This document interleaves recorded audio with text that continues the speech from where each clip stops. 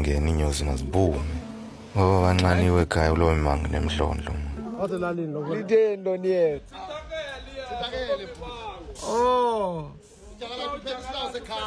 Vona kuthethwe yezini kodwa isilawu sikhona man. Yakho na. Vona lalityebile fondi zimbini into nayo ke. Into nayo make siqale ulabhayile emdaka sisekhona ingxaki kodwa sidibene nedumo man. Yacinga uma uduma ngeke lihlatyelwe man. Ubana ngabantu bawela inqakhwe impala yona sabe ndiyaqala uyidubula kodwa ndandikhe ndayitya amatyela amaninzi kodwa ngokudubula ndikayitya ndicinga loo nto ke ngoku.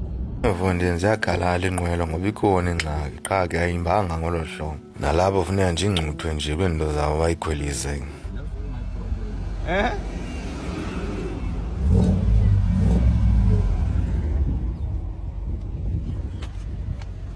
Ingxaki yona bubushushu kodwa kulungiswe ngoba kuthotywa okanye kunyuswa amafutha ewatyayo itshona empokothweni ke ngoku.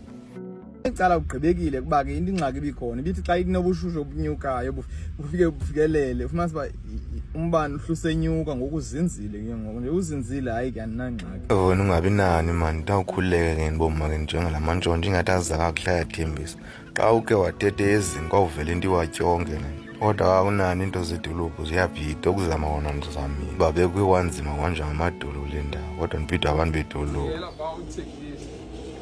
Umuntu wasebhaya zingene Sisuke esilalini nathi kaloku.